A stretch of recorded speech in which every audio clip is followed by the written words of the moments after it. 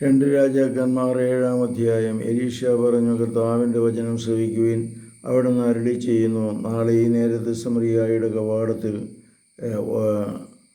ഒരളവ് നേരിയ മാവ് 1 ഷെക്കലിനും 2 അളവ് ബാർലി 1 ഷെക്കലിനും വിൽക്കപ്പെടും. രാജാവ് പടനായകൻ്റെ തോളിൽ ചാരി നിൽക്കുകയായിരുന്നു.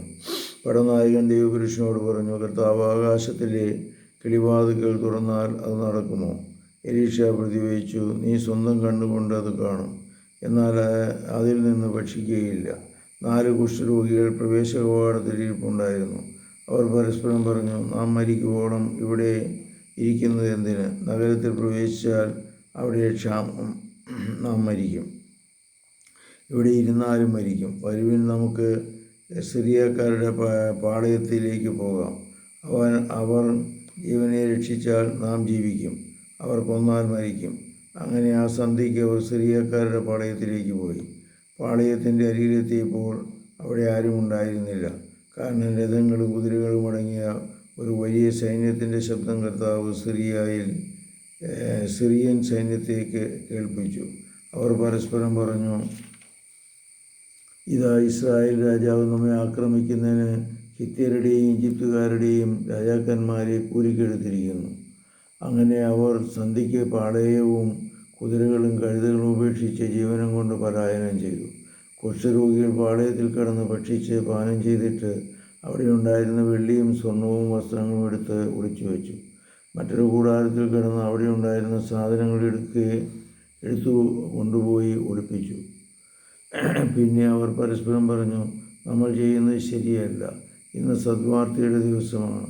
നാം പ്രഭാതം വരെ മിണ്ടാതിരുന്നാൽ ശിക്ഷ അനുഭവിക്കേണ്ടി വരും. അതിനാൽ രാജകൊട്ടാരത്തിൽ വിവരമറിയിക്കുക. അവർ നഗരവാതിൽക്കൽ കാവൽക്കാരുടെ അടുത്ത് ചെന്ന് പറഞ്ഞു, ഞങ്ങൾ സിറിയൻ പാളയത്തിൽ പോയി.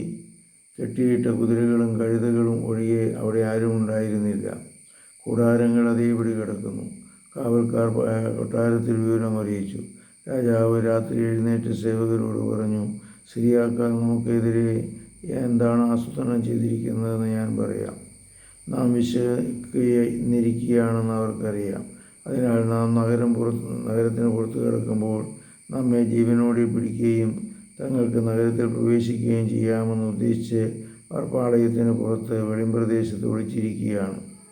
ഒരു സേവകൻ പറഞ്ഞു, ശേഷിച്ചിരിക്കുന്നവയിൽ നിന്ന് 5 കുതിരകളുമായി കുറച്ച് പേർ പോകട്ടെ.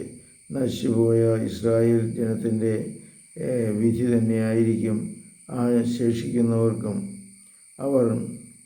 നമുക്ക് അവരെ അയച്ചു നോക്കാം.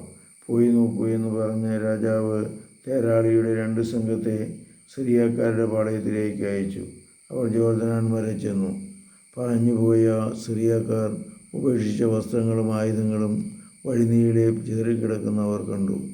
ദൂതന്മാർ മടങ്ങി വന്ന് രാജാവിനോട് വിവരം പറഞ്ഞു. അനന്തരം ജനം സിറിയക്കാരുടെ പാളയത്തിൽ ചെന്ന് കൊള്ളയടിച്ചു. ഇങ്ങനെ കർത്താവ് അരുളി ചെയ്തതുപോലെ ഒരളവ് മാവ് 1 ഷെക്കലിനും 2 അളവ് ബാർലി 1 ഷെക്കലിനും വിൽക്കപ്പെട്ടു. രാജാവ് തൻ്റെ അംഗരക്ഷകനെ പടിവാതിൽക്കലിൻ്റെ ചുമതല ഏൽപ്പിച്ചു. പടിവാതിൽക്കൽ തിങ്ങിക്കൂടിയ ജനം ചവിട്ടി മെതിച്ച് അവൻ മരിച്ചു. തൻ്റെ അടുത്തു വന്ന രാജാവിനോട് ദൈവപുരുഷൻ പറഞ്ഞിരുന്ന പോലെ സംഭവിച്ചു. ദൈവപുരുഷൻ രാജാവിനോട് 2 അളവ് ബാർലി 1 ഷെക്കലിനും 1 അളവ് നേരിയ മാവ് 1 ഷെക്കലിനും നാളെ ഈ സമയം സമറിയായുടെ കവാടത്തിൽ വിൽക്കപ്പെടുമെന്ന് പറഞ്ഞപ്പോൾ കർത്താവ് ആകാശത്തിൻ്റെ കിളിവാതിലുകൾ തുറന്നപ്പോൾ അത് സംഭവിക്കുമോ എന്ന് ഈ പടത്തലവൻ ദൈവപുരുഷനോട് ചോദിച്ചിരുന്നു. അതിന് ദൈവപുരുഷൻ, നീ സ്വന്തം കണ്ണുകൊണ്ട് കാണും, എന്നാൽ അതിൽ നിന്ന് നീ ഭക്ഷിക്കുകയില്ല എന്ന് ഉത്തരം നൽകി. ഇങ്ങനെ അത് സംഭവിച്ചു. ജനം പടിവാതിൽക്കൽ അവനെ ചവിട്ടി മെതിച്ചു. അവൻ മരിച്ചു. ഇത്രയുമാണ് ഈ വീഡിയോയിലുള്ളത്. കർത്താവെ അനുഗ്രഹിക്കണമേ, സുഖപ്പെടുത്തണമേ. പരിശുദ്ധ പരമദൈവികാരുണ്യത്തിന് നേരവും ആരാധനയും സ്തുതിയും പുകഴ്ചയും ഉണ്ടായിരിക്കട്ടെ. ഈശോ മിശിഹായ്ക്കും സ്തുതിയായിരിക്കട്ടെ.